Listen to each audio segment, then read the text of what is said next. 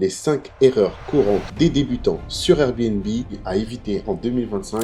Pour ceux qui ne me connaissent pas, je me présente, je m'appelle Yann Gendret et je suis gérant d'une conciergerie Airbnb en Ile-de-France et j'ai géré actuellement plus de 300 logements pour mes propriétaires et généré des milliers d'euros de chiffre d'affaires. Je me devais de faire cette vidéo pour tous ceux qui souhaitent se lancer sur Airbnb ou même pour ceux qui ont des conciergeries et qui débutent dans la conciergerie Airbnb pour éviter ce type d'erreurs qui sont fondamentales. Première erreur, sous-estimer l'importance des photos. Beaucoup de débutants sur Airbnb sous-estiment l'importance des photos sur leur annonce. Ils créent des annonces avec des photos de moindre qualité qui sont des fois prises avec leur propre téléphone, des iPhones ou des Android et la luminosité n'est pas au rendez-vous et la qualité n'est pas au rendez-vous. Ce que je vous conseille, c'est vraiment d'utiliser un appareil photo de bonne qualité ou de faire appel à un photographe professionnel qui fait de la photographie immobilière. L'idée est vraiment de mettre le maximum de lumière dans le logement.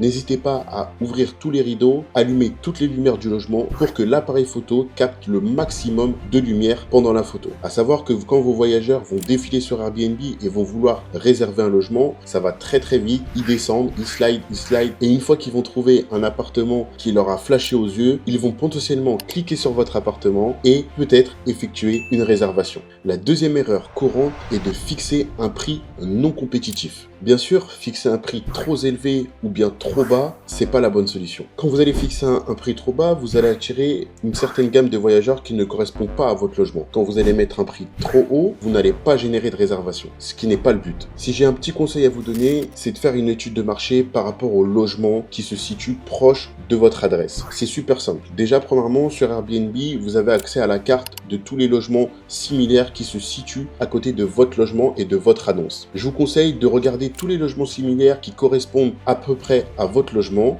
en termes de standing et par exemple d'additionner tous ces prix-là et de diviser par le nombre de propriétés que vous avez recensées. Donc si par exemple vous avez 3 logements qui sont compétitifs en termes de standing par rapport à votre logement, vous prenez les 3 prix et vous les divisez par 3 et ça vous fera une moyenne. Pour renforcer cette moyenne, je vous conseille de vous rendre sur le site RDNA. C'est un site qui fait de la comparaison locative et vous pourrez rentrer sur ce site votre adresse. Ça vous donnera automatiquement un approximatif du prix auquel vous pouvez louer votre logement. À savoir que cette estimation n'est qu'une estimation et en fonction du standing de votre logement, ce prix peut varier. Si vous êtes sur un standing assez élevé, avec des prestations qui sont haut de gamme, vous pourrez donc augmenter le prix. Troisième erreur, négliger la communication avec les voyageurs. C'est super important. Quand vous recevez des messages de certains voyageurs, il faut répondre le plus rapidement possible. Laisser 1 heure, 2 heures entre une question et une réponse, c'est une grave erreur. À savoir qu'un voyageur, quand il vous pose une question sur un logement, c'est qu'il est potentiellement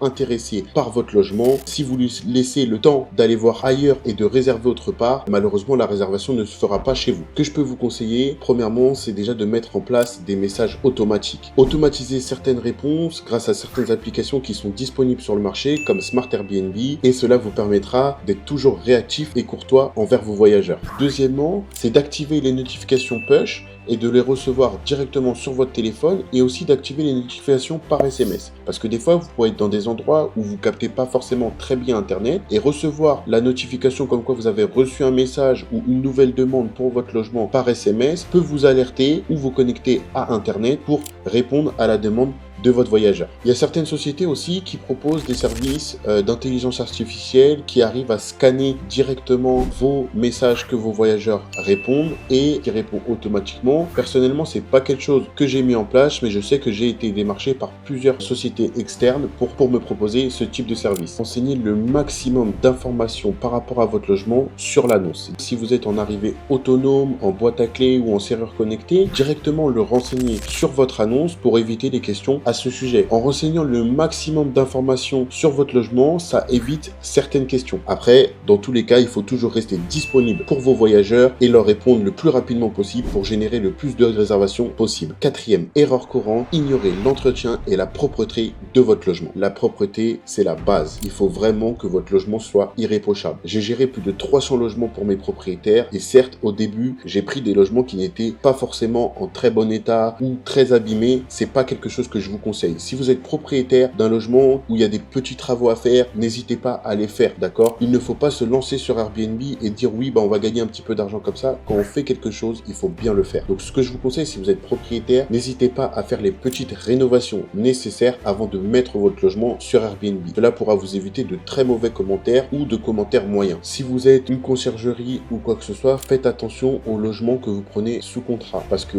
si vous constatez dès votre premier passage qu'il y a des petites rénovations à faire, des petits aménagements à faire, n'hésitez surtout pas à le faire part à vos propriétaires pour que ces choses-là soient faites avant la mise en location du logement. C'est super important. Quand un voyageur pénètre dans un logement, le but c'est qu'il soit à l'aise, dans un confort optimal et surtout dans un logement qui est propre. Honnêtement, la meilleure solution, que vous soyez propriétaire ou conciergerie, est de déléguer cette partie à des professionnels, c'est-à-dire une équipe de ménage professionnelle qui interviendra dans le logement pour satisfaire vos voyageurs en termes de confort et de propreté. Cinquième erreur, oubliez l'importance des avis clients. C'est super important pour le référencement. Vraiment, incitez tous vos voyageurs à vous laisser un commentaire. Ne pas solliciter vos voyageurs ou ignorer un commentaire négatif peut vous pénaliser énormément en termes de référencement, et même pour les prochains voyageurs qui vont consulter votre annonce, ils vont faire attention aux commentaires précédents et aux avis des voyageurs précédents. S'il y a des mauvais commentaires sans réponse, malheureusement, ils ne peuvent ne pas réserver votre logement. La solution à cela est de programmer un message automatique depuis l'application Airbnb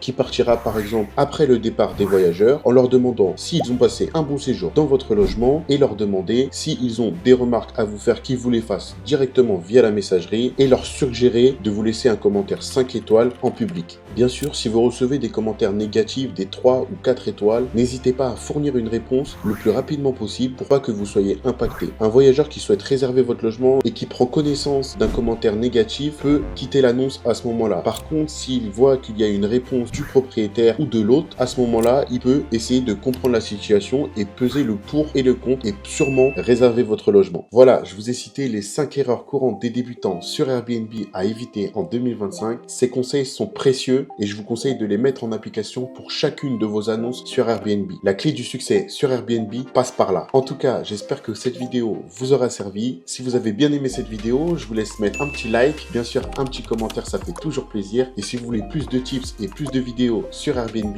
n'hésitez pas à vous abonner. C'était Yann, prenez soin de vous. Let's go!